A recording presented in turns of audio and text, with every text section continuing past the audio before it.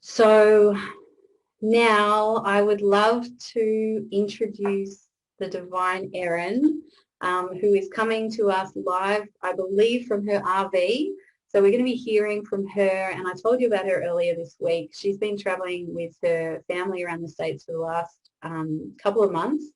Erin is amazing. She's a real estate entrepreneur, a freedom seeker, and a lifestyle designer. She's the CEO of her company, Pursuing Freedom, and author of a book by the same name as well. And Erin is the woman who has built her success on referrals and on being a resource. And she's just a delight. So Erin, I'm going to invite you to come off mute and to join us. Let me find you. Can you hear me? Yeah, we can hear Hi. you. How you going, beautiful? I'm good. The RV is actually in the shop, so we're in a condo in West Palm Beach, Florida. Nice. I'm not gonna lie, I've been cheating because we left basically July 31st in a very small RV with a 10-year-old and an 8-year-old. And hi, everybody. And we live in a ski town in Colorado, and we went from Colorado to Maine to Key West, and then we've been milling around Florida for quite some time. And it's just been crazy because the RV that we travel in is very small. So when you're running businesses and homeschooling 2 kids, it's not as feasible to do it in a little, it's like the RV we have is more like a vehicle that takes you to a cool campsite, which is not like one of those rigs that's like a house on wheels. It would have been better if it was a house on wheels probably, but it's just fine. So we're having a really good adventure. But anyway, thanks for having me. It's beautiful to have you, and I love the reframe of the adventure as well. It absolutely is, and I think we make things work, right? And that's, yeah. How close is your family going to be after this experience together? If we're all alive, you mean? Is that... it depends on the day, Yeah. No, it's good. It's good. They're 8 and 10, so it's like the perfect ages. Yeah. They still like hanging out with us, and we usually like hanging out with them. So yeah. Beautiful, honey. Well, I know that you've got to get to your movie night, so I'd love to dive in and invite you to share a little bit about what you were doing before we worked together. Okay, so I still run a mortgage business that is fully scaled at this point, where I have team members handling the customer service aspect of the business. And I've hired some amazing women who are either my friends before or have become my friends since. And so when it comes to scaling, I just want to address like the fear of scaling, the fear of hiring someone to do something on your behalf, and instead like reframe that to I am teaching them how to allow this business to be a vehicle to support their dream life and giving them the tools they need to utilize the business to create freedom for themselves. So like any path you pave is one that others can follow. So sometimes we get stuck in like what are people going to think of me if I have somebody else take care of a client of mine or something like that. So that's just one thing. But so I've been in the mortgage business for a long, long time. And I struggled for years to get my business off the ground. I suck at sales, to be honest. I hate sales, and I hate being seen as salesy. So after many years of just basically being flat broke and riding my bike to client meetings because I didn't have enough money for gas, I finally figured out a strategy that felt authentic and easy. And I started teaching it to real estate agents. And then I found that it was creating results for them as well. And so ultimately, after about 5 or 6 years of teaching a particular workshop around building your business by referral in a way that feels fun and easy, I ended up publishing the book Pursuing Freedom.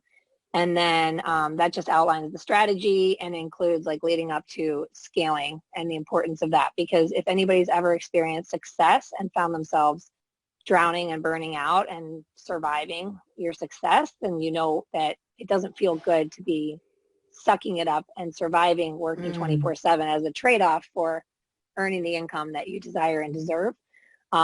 So a big part of the book Pursuing Freedom is just like leading into like, now let's expect success, plan for it, and then you can prepare for it, which means you don't just fingers crossed throwing stuff against the wall, hope it sticks, and then all of a sudden the success comes as a surprise, and then you just accept the trade-off of your time and energy and happiness for the money, right? So I really wanted to coach. I really wanted to help others, and I am just extremely passionate about the both and philosophy, and that the mission, the goal, the motto of Pursuing Freedom is that the goal is to build a life you don't need a vacation from, and that we can organize our business to support our dream life, not rob us of it. And so I've been teaching forever. Like, as part of building my mortgage business, I was teaching real estate agents, and then I would earn their referral business. So it's always been education based.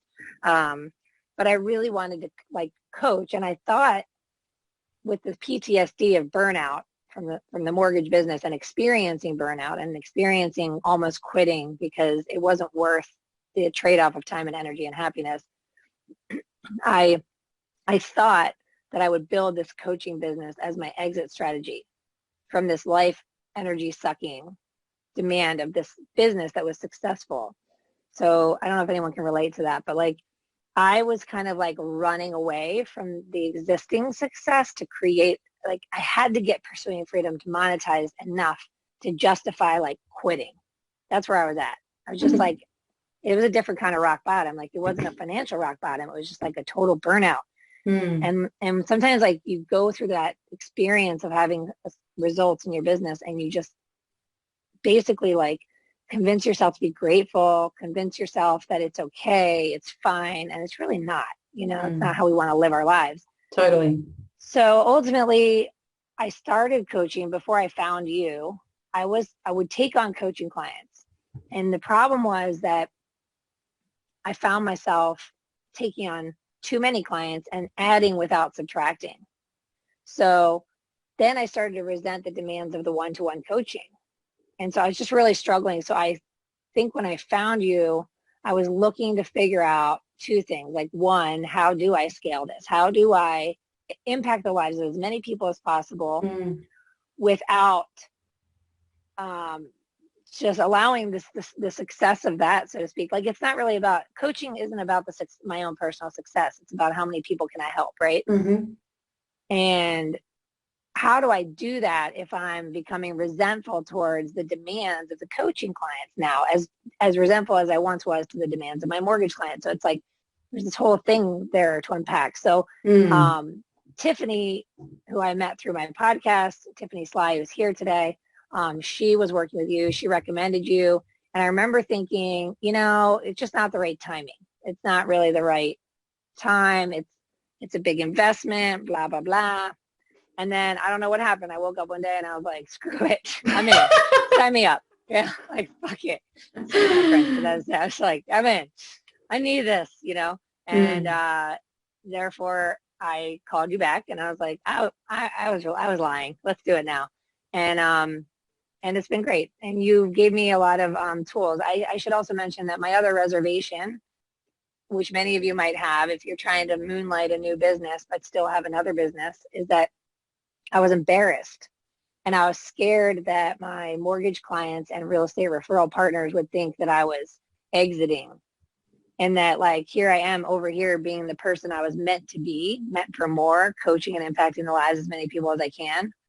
But over here, I still have this job that pays the bills.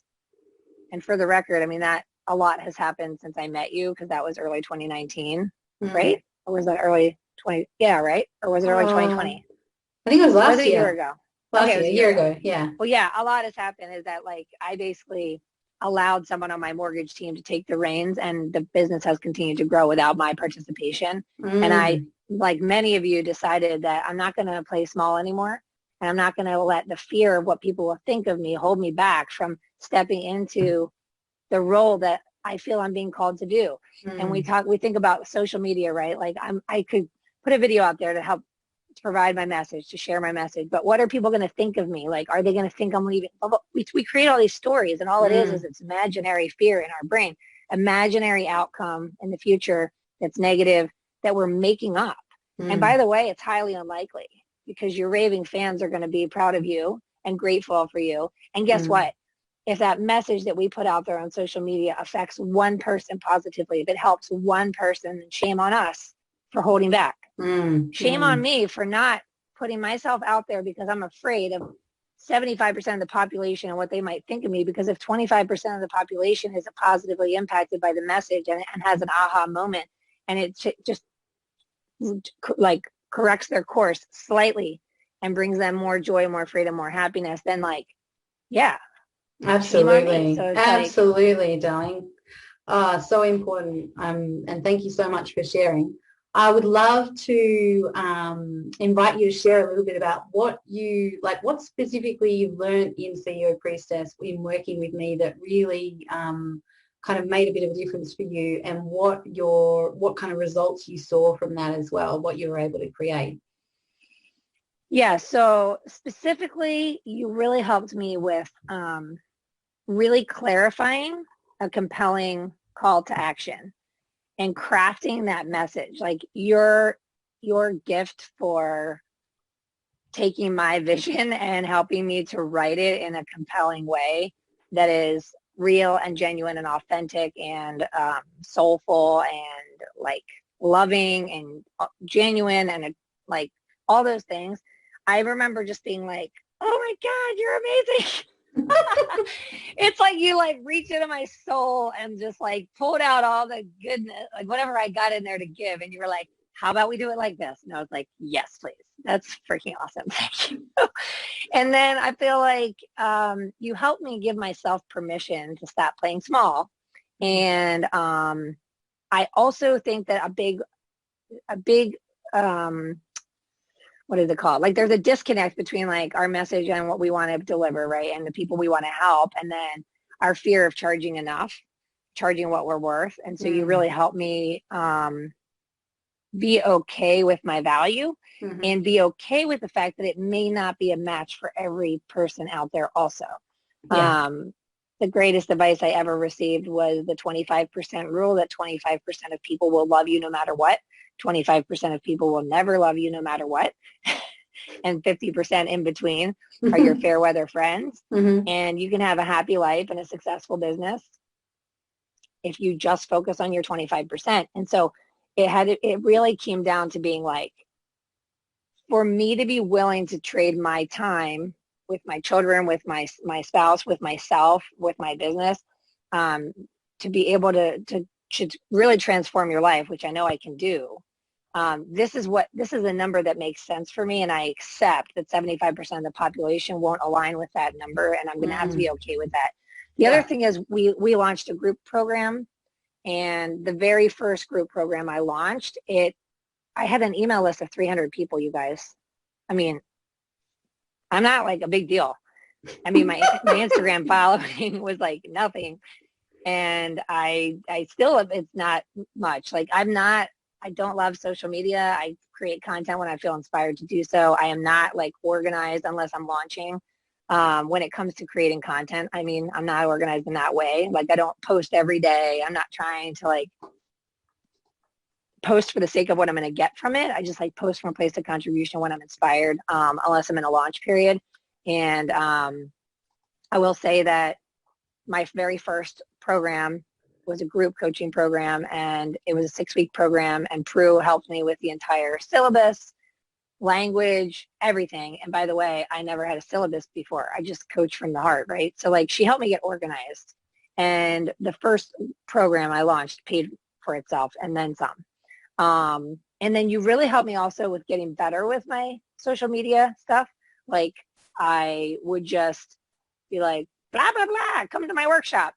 And then Prue would be like, you might want to introduce yourself first and let people know what you do for a living and why they should pay attention to this message. And I'm like, okay. So yeah, you really helped me with that. And then I would do those live videos and she would give me feedback, and I felt like it was just really good. Like I just felt like you were walking alongside me, and I gained a lot from that experience. And it helped me to just kind of like step into this role with more confidence, more focus, clarity, intention, purpose. And then as Prue knows, later that summer, I was doing a free workshop to build my list.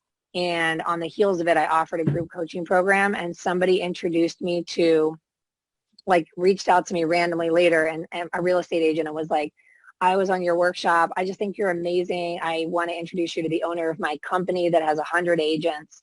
And he and I had a meeting, and he was like, I have tried out every real estate business coach in the industry and named all the big dogs. And he's like, and I've never met anyone more philosophically aligned than you.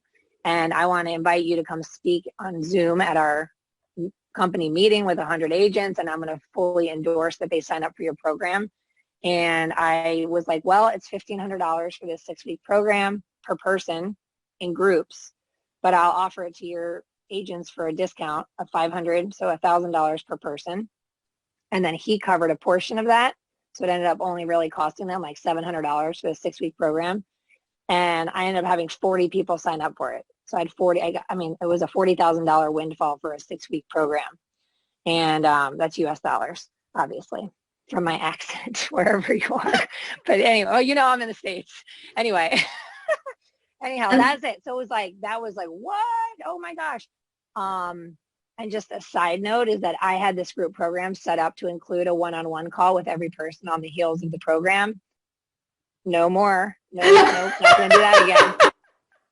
But then I had to cram in 41-hour calls in a 2-week period before we got in the RV and left town. And I was like, oh my God, it's exhausting. It's really tiring. 1 hour, one-to-one coaching is exhausting. And yes, it can be lucrative. And you could do bi-weekly one-to-one calls with 20 people a week. And you say you're only working 20 hours a week. And that's just not true. It's so much more. And it's really, it's taxing, So it's just like, for me, it's all about the scaling. Like I want to help as many people as I possibly can without having to fully trade my time. And so I also launched an online program that walks people through the reflection, visioning, organizing, and ultimately lifestyle and business design that I've been teaching in real estate offices for a long time. And we launched that last year as well. And that was super successful. We ended up selling 20 programs at 500. So that was another 10,000. And I'm doing a free workshop in 2 weeks, and I'll offer that at a discount, like offer a coupon code. So that'll get people buying the online program. And it's been great. I had a mastermind call today with all the folks that bought, that bought that online program in December. And there were only 5 women that showed up, but it was amazing. They were from Oregon to Florida and like in between. So that's exactly why I'm doing it, because I can only teach workshops to so many people in that little microcosm in Denver, Colorado, or in Winter Park where I live. So how can we impact the lives of more people? Like, thank God for Zoom and thank God for online programs. So absolutely. That's all that in a nutshell. Absolutely. Oh, you're amazing, Erin. Thank you so much. Thanks so much for coming on and sharing your story. And it's been so nice to hear your beautiful voice again. It absolutely has. And you're just amazing. And I think one of the things that is so powerful that I got to witness while, working with you was like your ability to take action, right? To take aligned action, to just do what needed to be done. And also your ability to network, right? To reach out to others. I mean, you're already doing all of this incredible kind of podcasting and things like that. And just being able to reach out to the people who you needed to be able to kind of get to the next space is so, so inspiring. So I want to thank you so much for being on the call today, and I'll let you get back to your movie night, and all the best for the rest of your travels, darling. Thank you, guys. And thank you, Prue. I mean, really, you were like a turning point that has led to a whole different trajectory. So, just everybody needs to be willing to just decide and choose to move forward in the direction of your dreams without fear, and just belief in the other imaginary outcome is faith.